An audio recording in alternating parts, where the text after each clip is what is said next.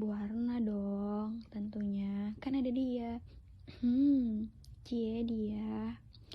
Nah, ngomong-ngomong nih teman-teman, di sini kembali lagi pada podcast kami, dan di sini kita akan berdiskusi ya, dimana diskusinya itu tentang perjanjian baku. Sebenarnya teman-teman, perjanjian baku ini sering loh terjadi di kehidupan kita sehari-hari. Namun dengan keterbatasannya literasi, kita tidak tahu bahwa sebenarnya perjanjian baku itu ada hal-hal yang tidak boleh diperbolehkan. Nah, di sini pada sering nggak nemuin ataupun pengalaman yang dimana kita itu berbelanja di sebuah toko, terus kita itu tidak sengaja bawa rusak ataupun memecahkan dari barang-barang tersebut.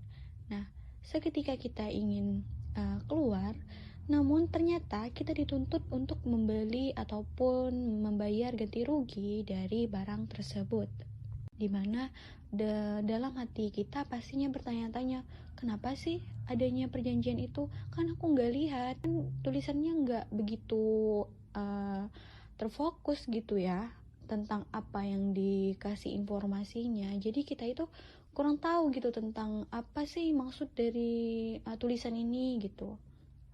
Jadi pada penasaran gak nih tentang apa sih perjanjian baku? Dan bisa gak sih sebenarnya perjanjian baku itu diterapkan pada konsumen? Ayo langsung saja kita berdiskusi. Baiklah teman-teman, di sini saya akan menjelaskan apakah boleh pihak toko menggunakan perjanjian baku terhadap konsumen.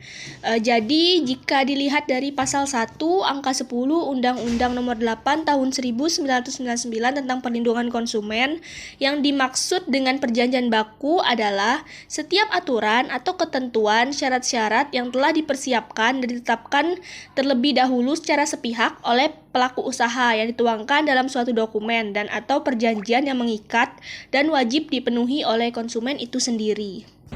Pasal 18 ayat 1 UU Perlindungan Konsumen menyatakan larangan mencantumkan klausula baku sebagai berikut. 1.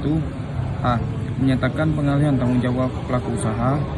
Pada pasal 18 ayat 2 Undang-Undang Nomor 8 Tahun 1999 tentang Perlindungan Konsumen menyatakan pelaku usaha dilarang mencantumkan klausula baku yang letak atau bentuknya sulit terlihat atau tidak dapat dibaca secara jelas atau yang pengungkapannya sulit dimengerti.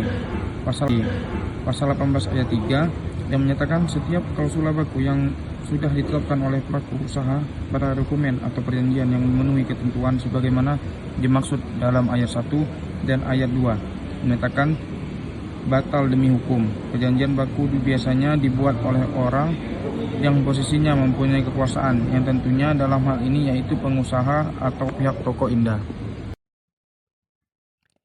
Isi pada perjanjian baku seringkali merugikan pihak konsumen karena perjanjiannya sendiri yang dibuat secara sepihak, dan apabila konsumen menolak dengan adanya perjanjian baku tersebut, maka konsumen tidak akan mendapat barang atau jasa yang diinginkan, dan konsumen hanya memiliki pilihan untuk menerima atau menolak. Hal itu menyebabkan konsumen lebih cenderung untuk menerima dan menyetujui isi perjanjian baku tersebut. Terkadang isi perjanjian tersebut memojokkan konsumen. Perjanjian semacam itu cenderung hanya substansi, hanya menuangkan dan menonjolkan hak-hak yang ada pada pihak yang berkedudukan lebih kuat, sedangkan pihak lainnya menerima keadaan itu karena posisinya lemah.